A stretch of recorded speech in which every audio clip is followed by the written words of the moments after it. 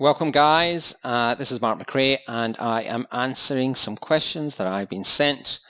And one very observant person must have watched the video where I spoke about outsourcing, because they have asked why 90% of the time you use outsourcing instead of having staff on payroll. I have both, and it depends on a lot about the business itself. So there has been times where I've had over 100 employees, all offline, all working for me. There was, when I was younger, I used to travel quite a bit. So I've lived and owned businesses in multiple countries. I've had businesses in the UK, Europe, Canada, the States, Central America, Africa, Australia, as well as another bunch of countries. So when I'm in that sort of transition period where I went to a country with the intention of being there for a few years, I intentionally didn't want to create an office and a team there. I wanted to create outsourced people who have run the business. So it depends. Actually, all of the businesses that I've owned for the last few years, up until this year, were all outsourced. So I have an entire team of outsourced people. That used to be around 30 permanent people who were outsourced. And my basic philosophy is, if somebody sits in front of a computer, you could probably outsource that person. There are occasions when it doesn't work. I have another business right now where the entire team are all office-based. I go in a few times a week. I meet with them. I talk with them. And I enjoy that too. That type of business that I'm talking about, it really does need people that you can. There's a lot of warehouse management, so it's not something that can be outsourced. There are advantages and disadvantages, because in the old days when you outsource people, they tended to be very loyal. Now the whole outsource industry is so mature. I've realized lately that the people who I'm hiring who are outsourced tend to be clock watchers. All they're interested in, they won't move from point A to point B unless they're paid. They want to be paid for every single, no, it sounds crazy, but they want to be paid for every single thing they do. And why is that a good and a bad thing? Well, I'm very flexible. So if somebody works for me, I used to monitor their work on the computers, but now I really don't care. If they get the job done and I'm paying them for 8 hours and they do it in 4, I don't care. If they want to take a day off, I don't care. But in return, what I expect is, if they haven't done their work, I want them to complete their work.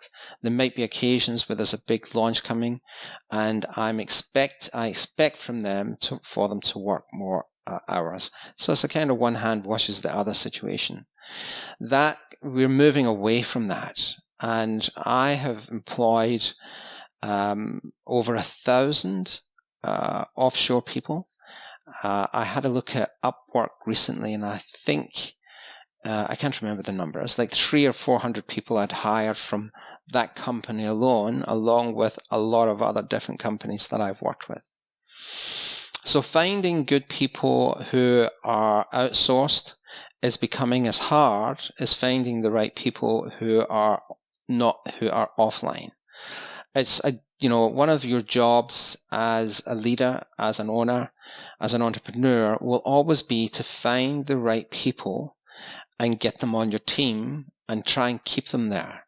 You don't want to spend a lot of time recruiting, all of the energy that goes into training, and then that person walks, right? So particularly with outsourced people, you want to try and tie them into your company. You want them to make them feel part of the team. You want them to feel as important as everybody else. And what I found is, with those 1,000 people, I think I can only remember 2 occasions where somebody was intentionally bad to the company. They tried to hack something. But generally, when you hire an outsourced person, it's just like hiring anybody else. They have the same moral and ethical standards, and very often they work harder than the country that you're in. And one of the problems a lot of people have when they start outsourcing is they haven't a process in place, and they can't keep up with the outsourced person because that person is working very hard. They know that you can get rid of them without any regulations. You don't have to go to a tribunal. You can just switch off the lights. So they tend to work harder. So the reason I have a lot of outsourced people is not because I don't want to hire people. It's who can do the job most efficiently at the right price. Right? So if you are a business owner and you have an online business, I think you have to ask yourself, do you really need an office? Do you really need to go through the drama of hiring and employing and taking care of all of the other parts of having somebody on staff? It might be insurance, it might be medical, it might be all of the things that that person needs, or not. It's a judgment call. I know companies that have a policy that they want a traditional bricks and mortar building, and they want the staff to be there. That's just how they like it. In another situation, I was working with somebody who had a business for 36 years. They had 10 staff. Those 10 staff were paid an average of $5,000 each.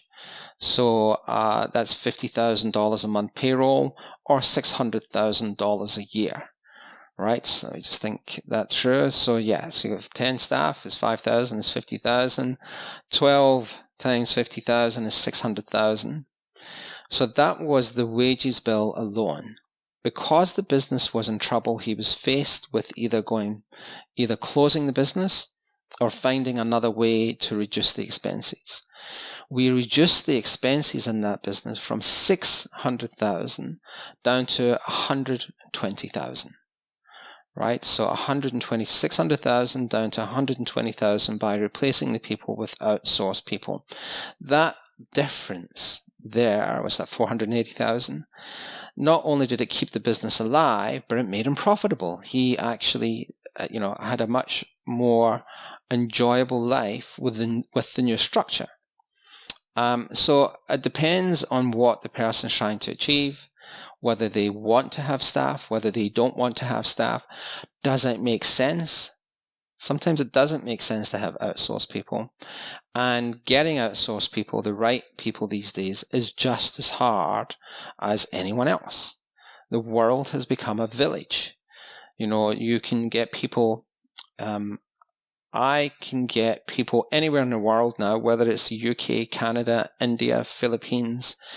Doesn't matter where. The days of paying somebody $3, $4, $5 an hour are kind of gone. It's equal. The equilibrium is kind of coming in place, where the amount that you would pay somebody who wants to work from home in the UK, for example, is similar to what you would pay somebody in another country. So it's becoming more about skills, the whole outsource industry. And I've been involved with that outsource industry probably longer than most people I know. At least 15 to 20 years I've had outsourced offices. Anyway, so the reason, I'm not sure of the video that you were talking about or referring to, but it's not always my decision of whether I should or shouldn't have outsourced people. I hope that information helped. Don't forget to like, subscribe, and give us a like. Thanks for listening.